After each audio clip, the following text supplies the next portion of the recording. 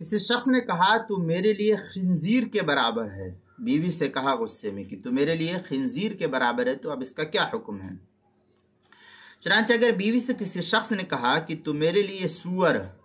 خنزیر کے برابر ہے، جس کو غصے میں کہہ دیا جاتا ہے ارے سور،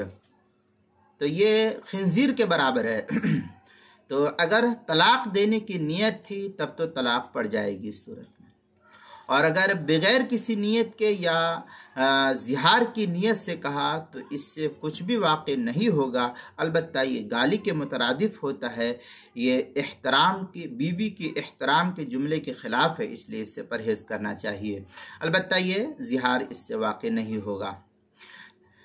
موسوعۃ الفقہیہ میں ہے وَإِن شَبَّهَ الرَّجُلُ زَوْجَتِي بِشَيْءٍ مُحْرِمٍ مِّن غَيْرِ النِّسَاءِ فَقَالَ الْحَنَفِيَّةُ لَا يَكُونُ زِهَارًا كَأَنَّ يَقُولُ لَهَا أَنْتِ عَلَيَّ كَالْخَمْرِ أَوِ الْخِنْزِيرِ أَوِ الْمَيْتَةِ۔ اس طریقے کی عبارت جو ہے موسوعۃ الفقہیہ جلد نمبر 29 صفحہ نمبر 195 جو کویت کا چھپا ہوا نسخہ ہے اس کے اندر کتاب المسائل کی 5ویں جلد صفحہ 327 پر بھی اس کو نقل کیا گیا ہے۔